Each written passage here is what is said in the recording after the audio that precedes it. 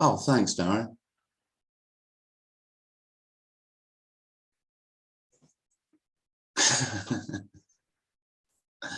I'm not really with it today. No change there.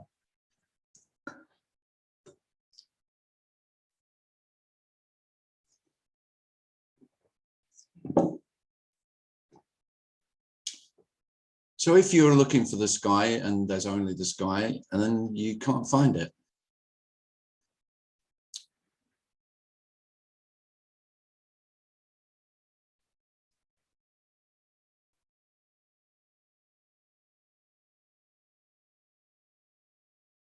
If there's only it and it's not an it, how would you find it?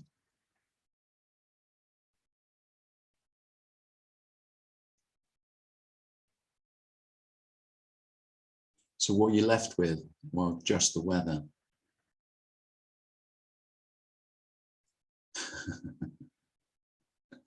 What do you talk about? Mostly the weather.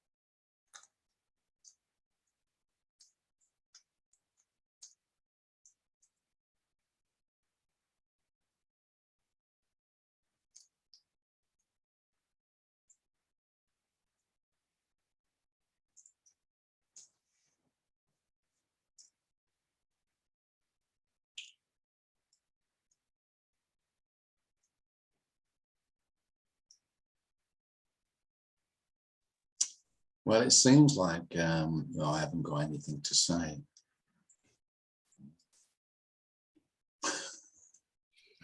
I don't always have stuff to say. So let's see what Michael's got to say.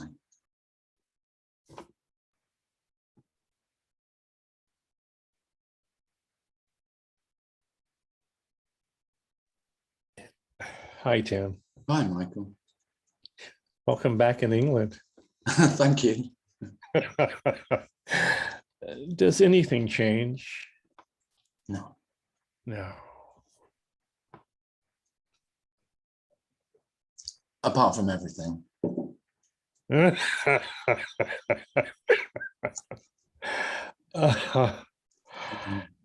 Well, you could say no, not really, but seemingly, yeah, everything.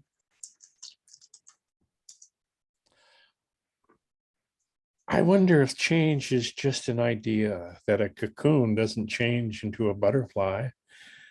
There are more than infinite minute changes that occur in that metamorphosis. It would be impossible to calculate the number of changes that occur between the two. The cocoon goes into a liquid and then reforms into a butterfly, but the minute changes, what we see as changes, occur in a fluidity of that we cannot comprehend with our conceptualized perspective. Anything is our frozen image of it. It's a waterfall. Yeah. We have to freeze frame a waterfall in order to see this flowingness. Nothing changes. It's just our idea of change that creates this conceptual overlay that we mistake for reality. I see change as an illusion. But without it, we wouldn't be able to participate in this shared dream of separation. No. Well, if we just spoke about the unchanging, what would we say? Ah. Oh, yes. There's nothing to be said about it. Yeah. But yes, all change is just a story. There's a story of change, yeah.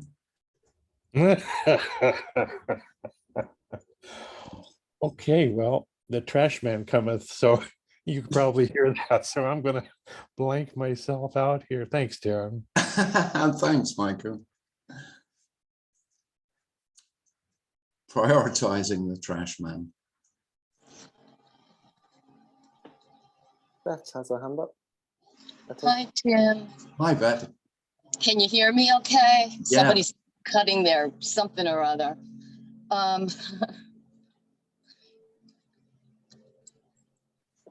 You can't talk about unchanging, No. correct? Yeah. No. Yeah. Well, you could attempt to, but it'll be a short conversation.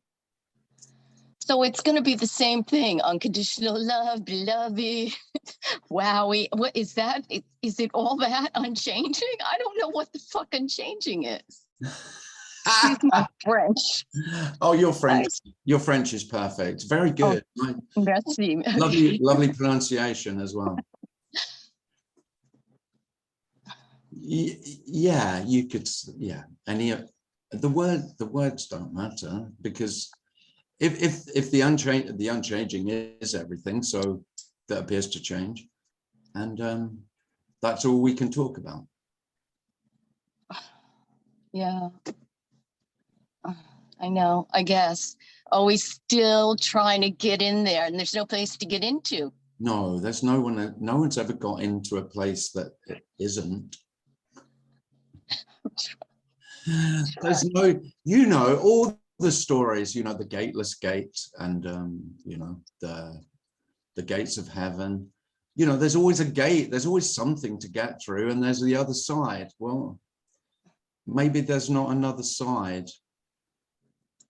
How would the unchanging have sides, and somewhere to pass through to the other side? No. And so, No. the greatest illusion of all is there's knowing and not knowing. Yeah. Again, it's about the knowing. Yeah. It's just that there's so much terminology out there, even in this ND, radical, not uncompromising, all this stuff. After a point, it becomes just mishmash. Yeah. I don't know. I think I'm about to be recategorized anytime what? Recategorized to what? Well, as maybe not radical enough, not uncompromising enough. Maybe too, he compromises very easily. He's not radical. Oh, come on now. Come on. Now you're BSing me. I'm just joking about labeling and. See, okay, good. Because for a minute I took you seriously. No, I'm not serious about that at all. You're not serious. You can't take any of that seriously. There's just human beings, and no one human being has any greater take on this than any other, and that's the unconditional love and the freedom and the peace, because you're not looking for someone else's words that you could hang on to and take as the truth. Not any old truth, but the absolute truth.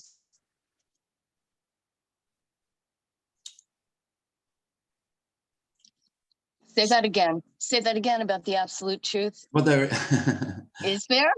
well, the longing as a seeker is I will find the teacher or the speaker who is the one. It's just like finding the perfect lover. Yeah, well, You never know, found that. Yeah. Most seekers are not doing what we're doing here, which is seemingly, we're not, but it looks like we're seeking the perfect expression of the absolute, the non-dual, the I don't want to say the end to end all conversations, you know, to know. I don't want to say perfect, the perfect ending to end all conversations. I just want to say, like, you know, when, you know, I mean, I really want to get to the place of just zero, you know, Well, that, you know, what, there's nothing else. It's empty, then zero. Why words like permanence and changing and all the, I don't want, you know, just it's nothing, it's nothing. yeah, but it is everything. So good luck with your, I mean, So you say you want nothing. Well, that's the most unobtainable of all. I mean, the seeking of nothing is the greatest joke, isn't it? I mean, you'd be much better off seeking a better car, or you know, a nicer house or a better job. But yeah, you're right. It's just this. But seeking emptiness. I mean, because even even in the finding of emptiness, of course, nothing is found. No, nothing could be found. Nothing So, infinite, nothing permanent. so that, you know, that's some finding right there, to find that what you were seeking was. Yeah, so I'll never find. You were looking for nothing, and then nothing is found, and of course there was nothing to find. Because it's everything. Thank you, Tim. I mean, It is. It's cruel. It's kind of like the cruelest, sickest joke of there ever could be. So everything that you've been desperately longing to find is already the case and is unfindable. So the finding is that there's nothing to find, but you don't find that. And it doesn't matter what, you know, words. No words don't matter, right? No. Thank you. You're welcome. Thank you for nothing. If I had a penny for every time they said that phrase, yeah, I'd be a millionaire. I swear. You would. Charlotte has a hand up. Charlotte. Hi, Tim. Hi, Charlotte. Hi, I'm so happy to be with you. This is my first time live. Oh, lovely to see you. Yes. Would you talk about, please, falling in love? That is what disturbs my equanimity the most. It gives me the most challenges. Right. And also leads me deeper into whatever the hell this is. It's like, it's the biggest gift and the biggest torture. And you know, I am aware he's not here. Just this is here. And if he arises in my presence, then at that point I will do whatever I do.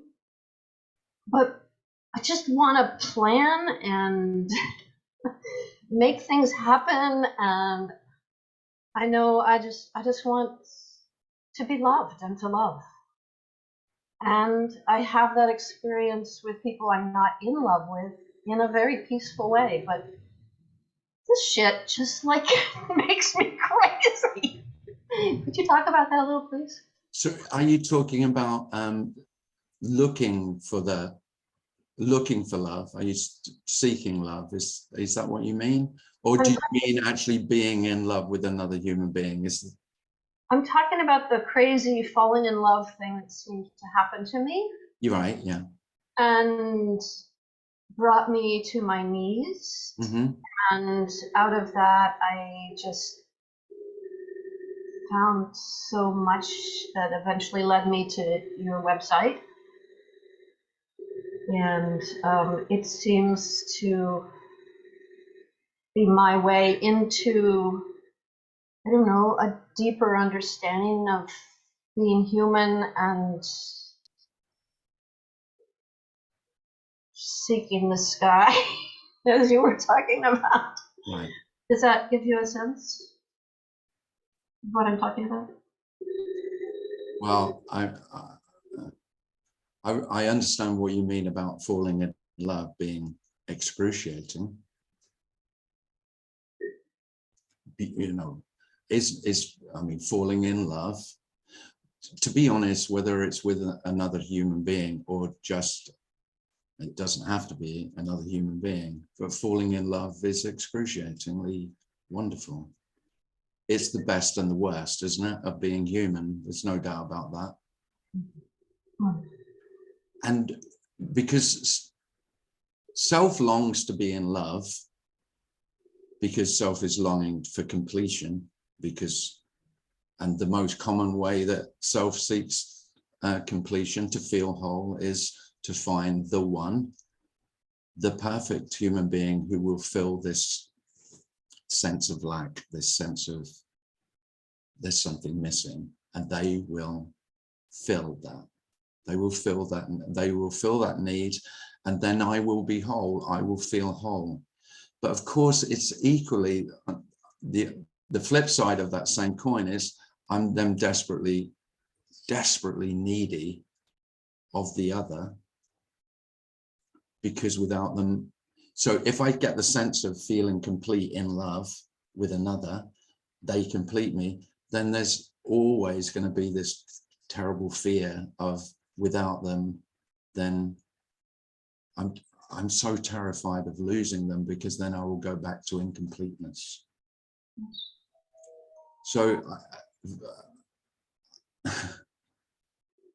I know that feeling from how being in love can feel, but how, and yet no, it doesn't mean none of that is true. I mean, there isn't anyone who needs completion, and there isn't another who can complete the non-existent one who desires the completion.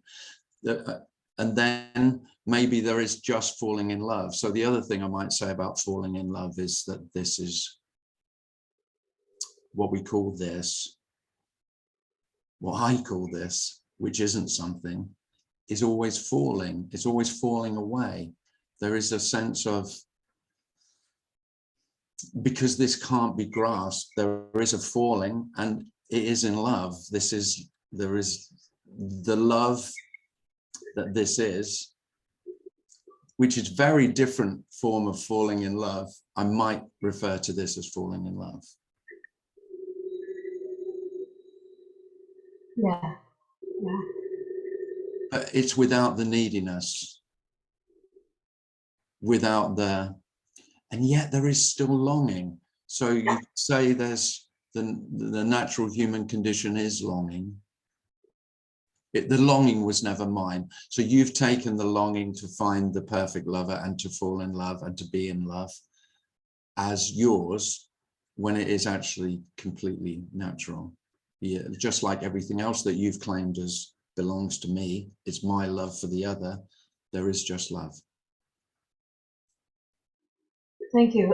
And it seems that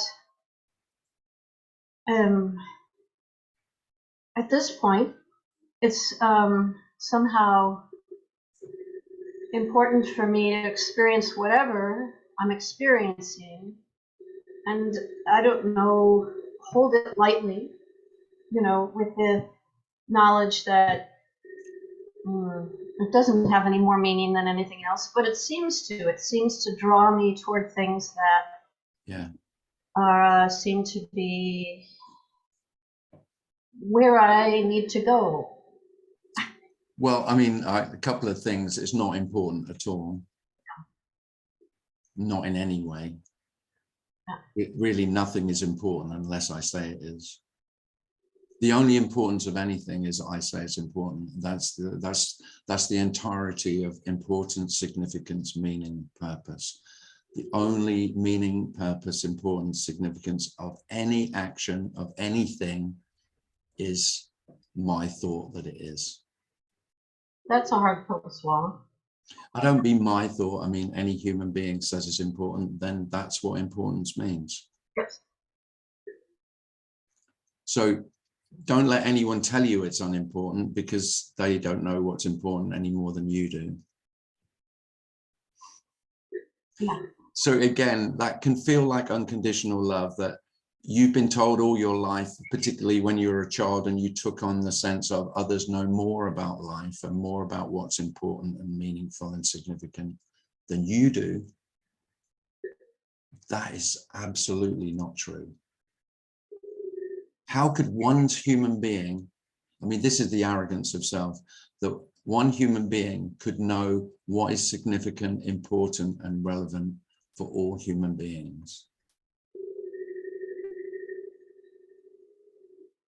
It's yeah. It's like walking on a razor's edge.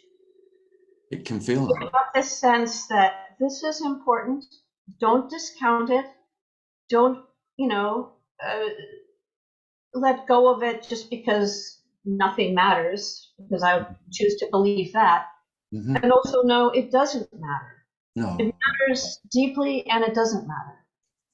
It is absolutely, so absolutely nothing matters. Relatively, whatever matters, matters. But that is all that it matters. It only matters because it matters to the one who says it matters. That's it. In an absolute sense, nothing matters at all. Oh, thank you. Yeah. And don't get me wrong, everyone will tell you what's important and what matters. But does that really matter? No, it only matters if the one that hears that, the hearing of it, says, well, they say it and I think they know better than me. Well, there isn't any knowing better than you. There aren't any, there's no one who knows any more about this than anyone else. I will say that when I talk about unconditional love, that's a big part of it. If it's undeniable, because you don't know this, I don't know that no one knows more about life than me, but I don't doubt that they don't. And there is a difference. It sounds like playing with words, but there is a difference between, because I don't know anything about anyone else, nothing at all. I've never known another. I only know what they've told me. And I know what I've inferred about them. So my knowing of another is just my inference that from the little tiny interactions that we've had, even if I lived with somebody, if I lived with someone 20 years, the presumption, this is a totally false presumption, is that I know them. There's much more love in not knowing. Knowing is really dead. The aliveness and the love is in that you don't know anything about another and you don't know anything about yourself. Yeah. Because there is no other and there is no self. And all I've got to work with is this self. Yeah. It's endless. Working on yourself, there's no end to that. That's not working on myself, but sorry, I thought you said working. What did you say? Well, all I've got to work with is these perceptions, these thoughts, this experience. Right, and even all of that, you're making all of that up. Mm-hmm. you can't discriminate between perception and feeling, thinking and emotion. Even hearing and speaking and looking and being seen, seeing and the seen, all of it. There's actually, there is no separation between anything that's happening. What's happening isn't even singular. So you could say there's only what's happening, so there's only one happening, but that's really not how it is. Because one happening sounds like something discrete still, a singularity. Well, there isn't one thing, there isn't one big thing that you could find. I don't know about you, but I was looking for that for a long time. Most people call it God. I'm looking for something, I don't know what it is. Well, that's exactly it. No, there's the seeker's dilemma. Yeah. You're really honest with yourself. You are seeking, but you haven't got a fucking clue what you're looking for. No. And then you wonder why the hell you can't find it.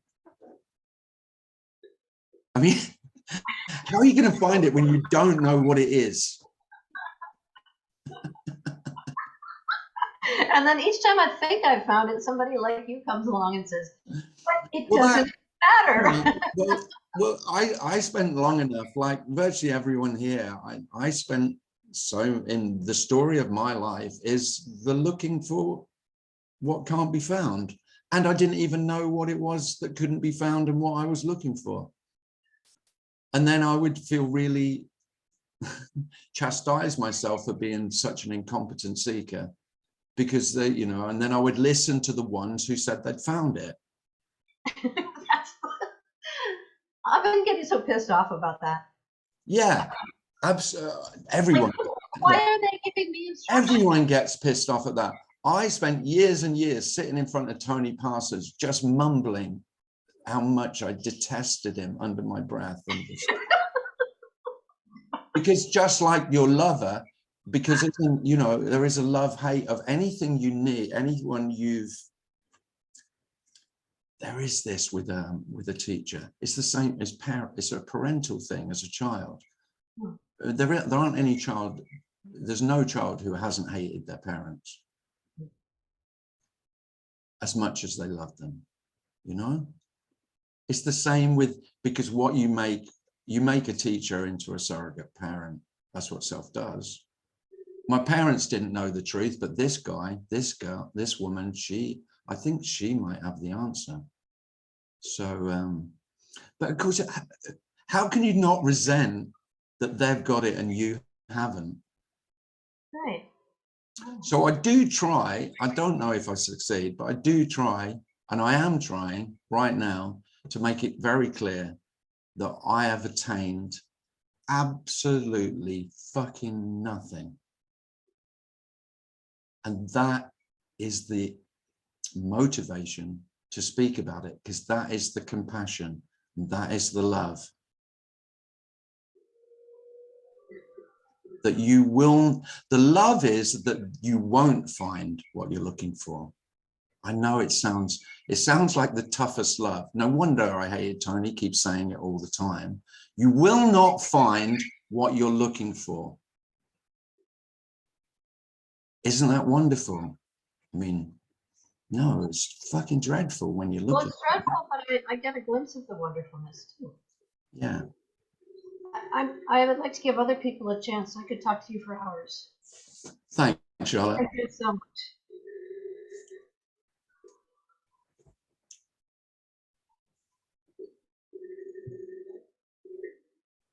So when people say, Hi, Tim. Oh, oh, go on. go Yeah. ahead, Who is that? Natalie. Of course it's Natalie. Yeah, I know that voice. I have to talk at every meeting. Come on. Well, I'd be disappointed if you didn't. Yeah.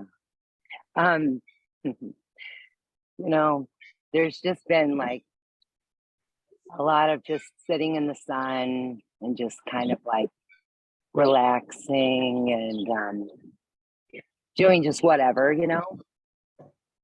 And then there's these thoughts that might come in like, hey girl, when you gonna get your shit together? You know? And it's like, la la la, who's gonna get what together? Like, what is there to get together? Like, okay, the Come on. sun's here. Come on, You Nat. know? There's your shit to get together. That's what there is to get together. What is the shit? What is the shit? Whatever. Yeah, you make I that don't shit up. know. But now there's no shit. There's There's just sitting in the sun. It's like so funny, you know. And then there might be laughter about it, with a few tears sometimes. Yeah. Oh, you yeah. know. Yeah. Yeah. Well, I mean, there's so often tears here for what seemingly has been lost. Yeah. Right. Yeah. Yeah. And then like these thoughts about that non-duality game show I was telling you about. Do you remember that? What do you And mean? you get the non-duality game show that I was telling you about, the idea. And you're like, oh, and the prize is nothing. I'm like, exactly. Well, then I started, listen, this is so stupid. I started thinking of a name, and I was like, maybe the non-duality duel, like, you know, like a duel. And then there could be questions so silly, like, because it's so serious sometimes. And it's like, for what?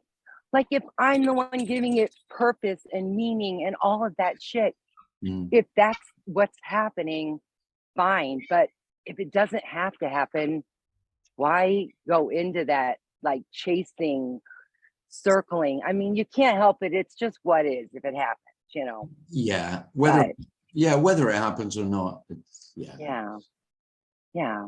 It's just like more of just a relaxing, not giving things purpose if I can help it. Yeah, but again, you can't help it. No, I know. Exactly. Not really. Not really. No. Because this can sound like I'm saying, or what's being said is that purpose and meaning are wrong. No, they're not wrong. No, not at all. No. They're just subjective, whatever. They're just empty. That's what Yeah. that's what I want to say. I just want to say, look, it just means no more than the meaning that you're giving it. That's all.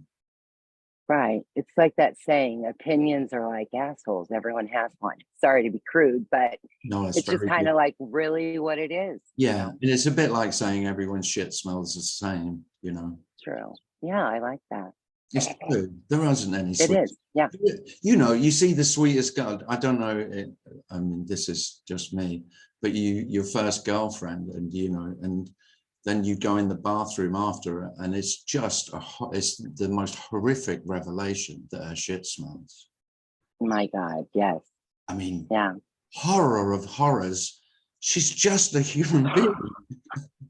You've made her into a goddess. I put her onto a pedestal. Yeah, you've made her a goddess. And it's the same with the teacher. You make the teacher a god or a goddess, and then you go, and then you get a vision of her just sitting on the toilet with her pants down, and you go, I don't like that, you know. I don't want her to be just a human being. Right. Let's hide all those things. Let's not talk about and this really makes it so that you can sort of smell everyone's shit and it's all the same. That's not a typical description of non-duality, but hey, you're unconventional. That's good. It really, it's like because you can't see anyone as special anymore. Not really. No. Well, without them without my desire for my specialness, my quest to be something special, then all specialness dies. And then this is the wonder. Then if everyone is equally unspecial, if there is total ordinariness, wow, what happens? Everyone is special. It's, I mean, that it is. Oh, it is. It's like a magic trick. That's like nothing. True. That's miraculous. Yeah, that's yes. Wow. So the guy that you really hated and thought was the biggest asshole you'd ever met, suddenly, there's, because you judge, you know, the judgment of his Yeah, it's like awfulness. You know, bewilderment. he's an awful human being. So it's sort of everyone's equally special. It's a beautiful thing. But in a very simple, I don't mean it spiritually. I mean, it's really the most mundanely ordinary specialness, uniqueness. Yeah, like someone you've seen over and over, and then everyone becomes equal in a way. Yeah, they And do. you just look at them like, Yeah. it's almost like you're seeing them for the first time, every time. And there's a reason for that, Natalie, because you are. Yeah. Really, every time you meet someone, that is the first time. This is always the first time. This is the first and the last. Right. Yeah. This is the ending and the beginning, always. And there's no space between the ending and the beginning. The illusion is that there's this space between birth and death, where I live, and that's life. No, that isn't life. Life is always being born and always passing away, with no space between those two. There is no continuation of life. The only thing that is unchanging is nothing. Yeah. Is the unknowable. Don't mind, it doesn't matter what you call it. By the way, nothing couldn't give a shit about what you refer to as. Right. It's nothing. There's only, and beautifully, the only things that mind what you refer to them as are human beings, nothing else. A dog couldn't give you if you called, say you had a pet dog, your beloved dog, and your chosen name for it was Lucifer, It wouldn't care. rather than, I don't know, Angel, then would he care? No, of course not. No. He'd, the only things that mind what we think and say and refer to them as are human beings. Yeah, because in a way that if you called someone Lucifer, they might hold on to that because they think like, ooh, they called me that. This is like sticking to me or something, Yeah. and they can't help that. No one can help anything. It's just No. like the natural reaction is just what it is, Yeah. and then it's gone. Most of the times it's like, yeah, whatever, Yeah.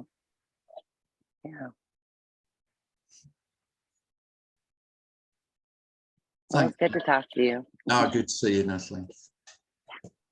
Razia has a hand up. Roger.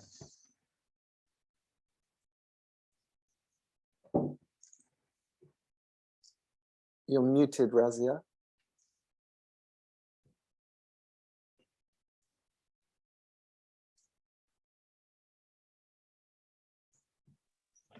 No, I was listening to what all of you were saying, and something that came through was that all of us are the same.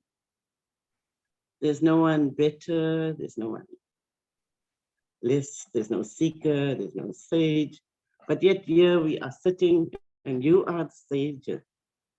So that kind of doesn't, I mean, we all are sitting and listening to you. Yeah. And you are telling us there's no one better than us, but we're looking up to you, right? And we're saying you are better than us. So that's why we sit here. Well, yeah, I mean, it's almost inevitable in the setup of it's someone's meeting and you come to someone's meeting, and that they might. Yeah, but we believe, all of us that are here believe that, okay, except probably Michael or some of the other people that are good, I don't know who. But I'm sitting here thinking that you're better than me, and that's what's sitting here, wanting to learn from. So it's kind of like a thing. Yeah. But we know technically there are no others, right? So whoever is appearing out here is simply like aspects of ourselves. Like Michael is an aspect of myself. Mhm. And I deal with that, like, you know. So probably like, because I've been like with him for like 5 years now, I kind of get attached to him because what can you do now? Because this person has been there through all your life changing moments, you know? Yeah, yeah. And there is that fear that, oh God, what am I going to do if he's not around? Like, you know, kind of thing. Like, Yeah. and yeah, you do get attached to your sages. I'm sure there are people here in this room who are attached to you too. It's that kind of a Yeah. thing. Oh no, But there is I'm that sure. realization. Yeah, there is that realization that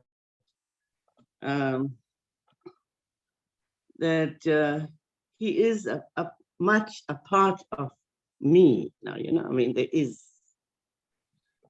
non-duality. That's what non-duality is. That these are all aspects of myself that are coming up. Well, I So wouldn't. I think I don't know. I wouldn't say that, but I know what. Yeah, but I wouldn't say it in that way. But of course, the only thing you ever have of any other human being is what you've imagined about the other human being, that you know of them. Yeah. So in that sense, even when they're not present, you have as much of the human being as you've ever had, because you only ever had what you think of them and what you feel, what feeling, if you think of them, how that makes you feel, or the feelings. Also, at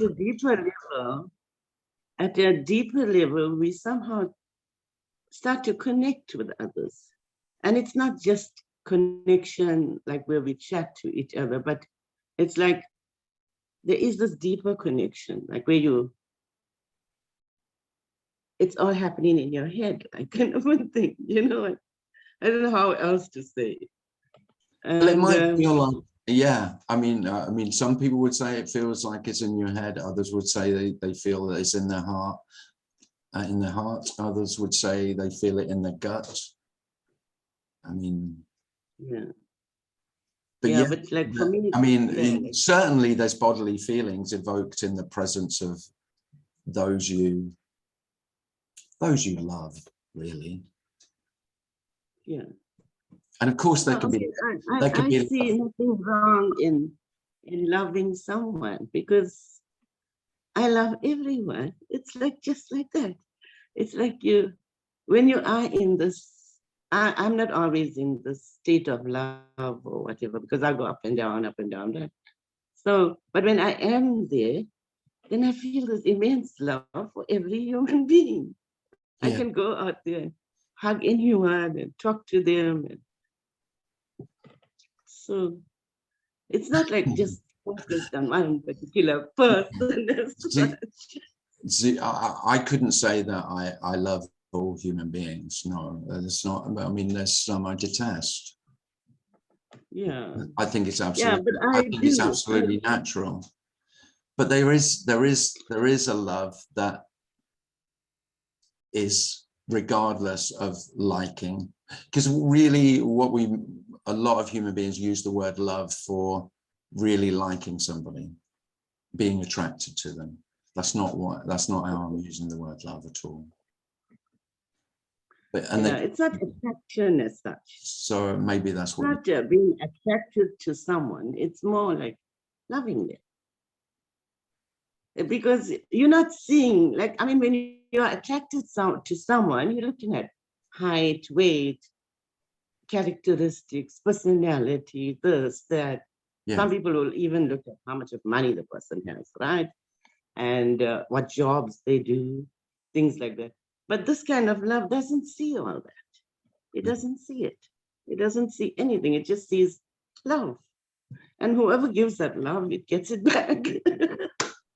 You know what I mean? You can't not love. You cannot love another person. Well, you never, I mean, I just think love, I'm not talking about the nothing as love. Love appears just like everything else. And it can be quite a shocking surprise when love appears, you know. Yeah. It's a bird song, or Michael always says, oh, look, there's a hummingbird. Well, that's kind of what I mean. and or you.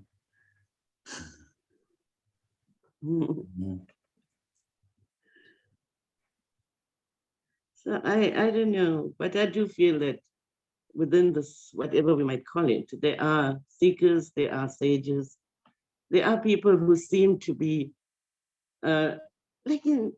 know things like and are able to help us. I Well, don't there are know. just But that is within the dream. It is what is happening. It is what is happening. We can't say that it's not happening. I just think there We are cannot say, some human beings just like talking. Michael, yeah, but I mean, Michael likes simply, talking. I know I've read, I've listened to your videos, just listening, silence, and all that. So I do know that you are pretty good. So it's not that.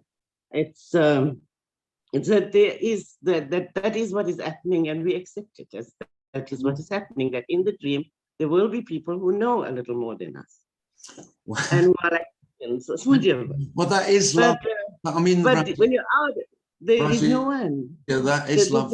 But I mean, I can't emphasize enough. If there's a difference in knowing between me and you, it's that I know less than you. Certainly not more. Now that's rubbish as well. It's really just that whatever is seems to be known is empty. It has no value. We're not talking about knowing as a valuable commodity. What this does, it annihilates the value of knowledge. And we have been so taught, all human beings, I don't mind which culture, knowledge is always valued. Understanding is even higher. It's one level up from knowledge.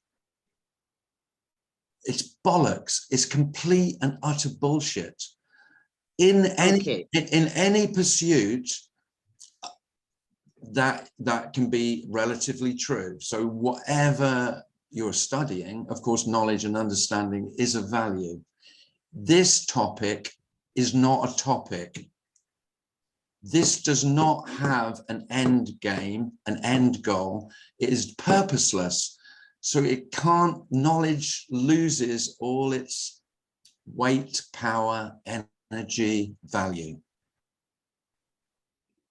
Okay. It may, so there are people here who don't know that, Tim. There are people here who don't know that, and who will come thinking. Well, they do now, Razi, because I've just told them. But you just said it. So that is where you are the authority, whether you like it or not. You are. There are authorities Now, out there. I understand, but the only authority I have is whatever you give me, Razia. I have none. No human being has any authority apart from those who give them authority. There are no human beings with authority. It has to be given. Yeah, I accept that, obviously, but. And I mean that in. But I mean, there are like 50 people here who have given you that authority, kind of a thing. Knowing that somehow or the other you are going to lead them out of this, whatever they call this, into. I am going to lead you all to the promised land. I know. Well, I've been practicing the parting of the seas for the great trek to the promised land. I mean, there we go. I mean, it's all stories of over there, isn't it? Where it will be better. It's all stories of the search, the traveling, where we can get to where everything will be okay. Yeah, Moses led the people. I mean, he parted the Red Sea, right, and led the people across into Israel. Yeah. So even in history, there's stories. I mean, the wonderful thing about this is it is the death of leadership. I mean, there are no leaders. There's no I mean, you will never. If this hits, you will never look to any other human being for leadership or guidance. Now you. Okay.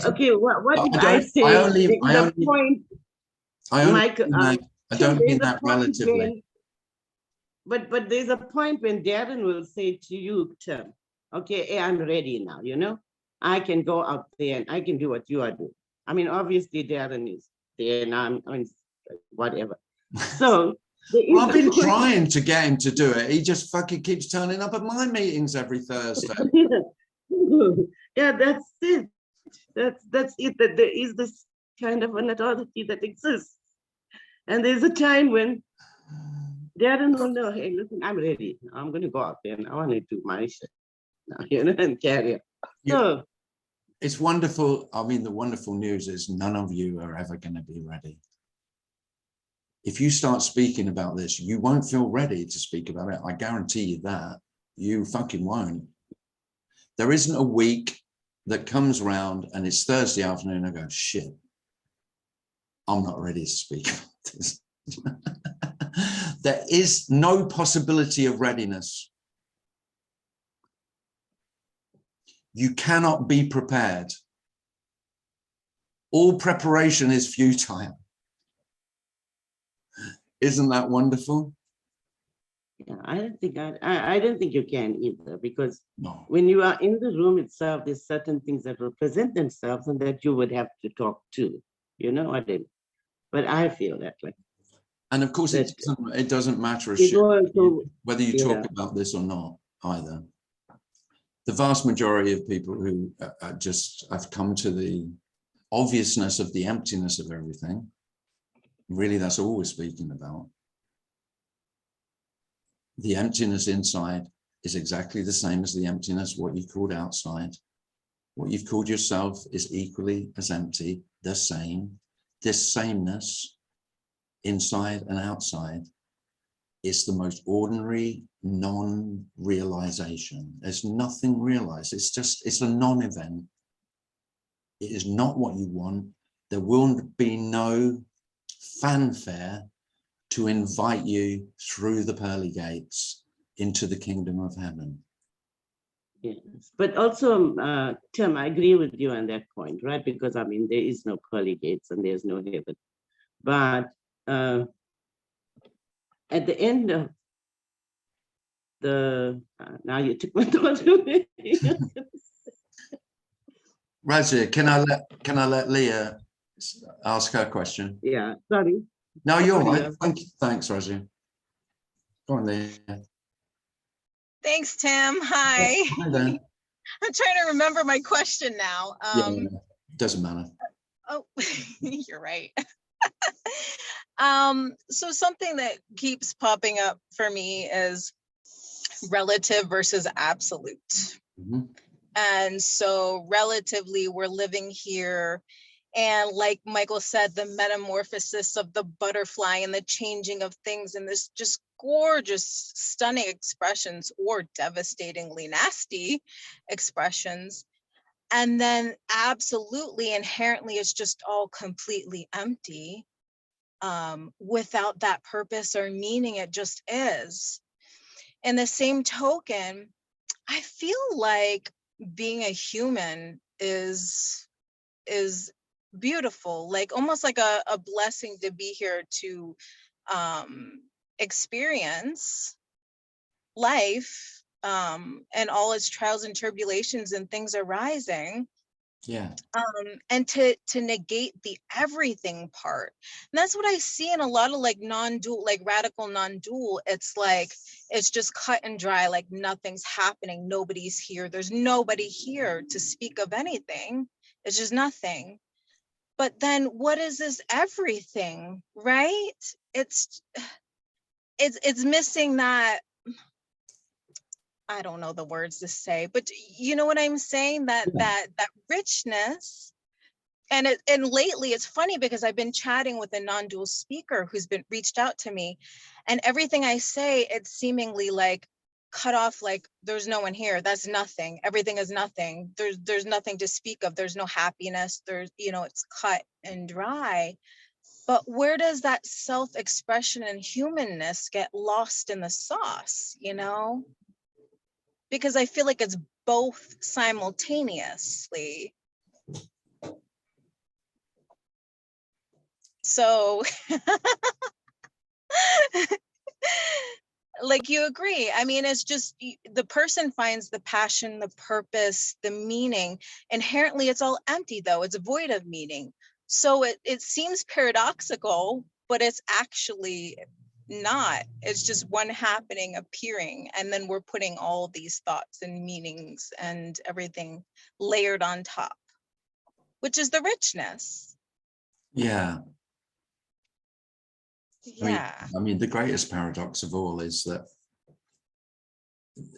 if the emptiness of everything is undeniable, and you won't know how it's obvious, but it's just completely undeniably obvious. Yeah. The emptiness is, I get why those who have come to the obviousness of emptiness is everything is empty, then that's what that becomes the focus. But there is a great paradox that in the emptiness, the thingness, the realness, the aliveness, the the richness, as you called it. So you could say the emptiness is total poverty, total, absolute, the absolute poverty. The absolute poverty and the absolute riches are not two. You won't make sense of that. It's not that it's not paradoxical. It is paradoxical. This is all paradoxical. But you won't care because the only reason you care about paradox, the whole of life is paradoxical. Yes. The reason you don't like paradox is because you still want to know the answer. And paradox isn't an answer. Right. Because it's not one or the other. So is this real or unreal? It's absolutely both. Yeah. Well, that's no answer, is it? That's not an answer for the one who wants to know the answer. It's got to be one or the other. It can't be both. Well, when the answer to everything is both, yeah, that's the end of the questions. Oh, Tim, that's so good. And if it's the end of the questions, it's the end of the questioner. If you fucking run out of questions, you are done. You are fucking done. And there isn't anyone who's done. When you're done, you won't know you're done. There is no one to be done.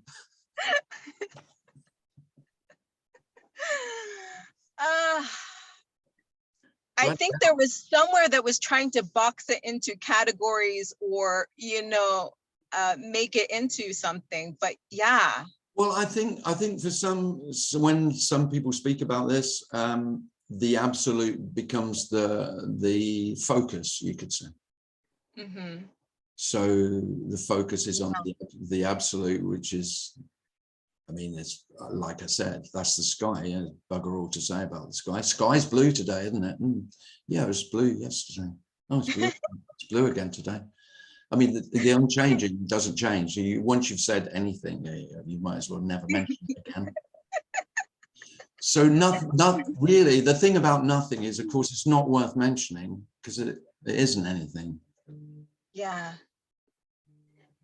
And yet there's everything arising. So and then nothing is everything, and so everything. The only thing you can speak about is everything. And so any things you talk about are nothing. Yeah. but there's a great, and again, it's not serious. This is not serious. Because all the seriousness is I need to get there before I die. Time's running out. This is all time.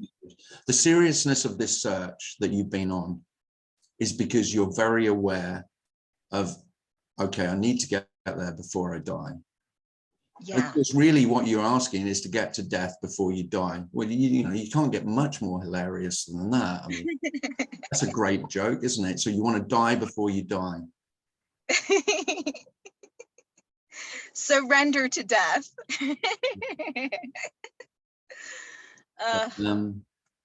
Thank you, Tim. Oh, you're welcome, man.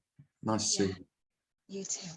Well, now I've seen, and with Natalie and Leah speaking, I'll give a little plug. I've just had Trey give me the dates for me going to Asheville again, and I haven't advertised it yet, but I will in the next few days. So I'm going to Asheville for the 18th, 19th, 20th of August, hopefully, maybe, if I don't die or whatever. So that's exciting, and it's a beautiful retreat center in the forest in Black Mountain outside. It just looks, I mean, I love going to Asheville, but this is well, looks like I'm up in my game. This looks absolutely lovely. So might be worth considering for a holiday as well as, you know, meeting up. It looks brilliant, and there's I think there's 8 or 10 chalets, log cabins, and around the retreat center. Looks great. So I think it's going to be a genuine retreat. So Tej, you need to book now, and make sure you drag Ben along. Yeah, sure. Guess who's here? Yeah, he sees. Hey, Tim. Hi there, lovely to see you. Yeah. Are you coming to California too, Tim? I'll have a chat with you. Okay. Because we left something undone. We all have to get the tattoo. Oh, that's an in joke. Tej and I, when I was in San Francisco, we were in Sacramento, we were on the verge of getting matching tattoos, like we were lovers or something. Well, you know, it was. I think you should get it on your toe. Oh, that's funny. But fortunately, we were all right until we went into the tattoo, because neither of us have ever had a tattoo. So once we went in there, we both got cold feet pretty quick. Well, lovely to see you all. Thanks for coming, everybody. Oh, and just before you go, Tim, Yeah. there's that meeting on the 17th June in Hampstead. Oh, thank you. Yeah. So, yeah, just looking at my calendar. Yeah, so a week on Saturday, I'm in Hampstead for a live meeting at the Philadelphia Association. If you fancy a jaunt to London, should be fun. And then I'm in Brighton on the south coast in England on the 15th. And then 2 weeks after that, on the 29th of July, I'm at the Philadelphia in Hampstead, North London again. Lovely to see you all. And if you, by the way, if you had questions, I've never said this, but if you had questions and you wanted just to ask me something, but you didn't want a one-to-one, or you didn't want to, you know, didn't want to call or anything, then just email me. Just from the website, my email's there, clistim@gmail.com. You email me, and I'm happy to give you my great wisdom, which is utterly worthless.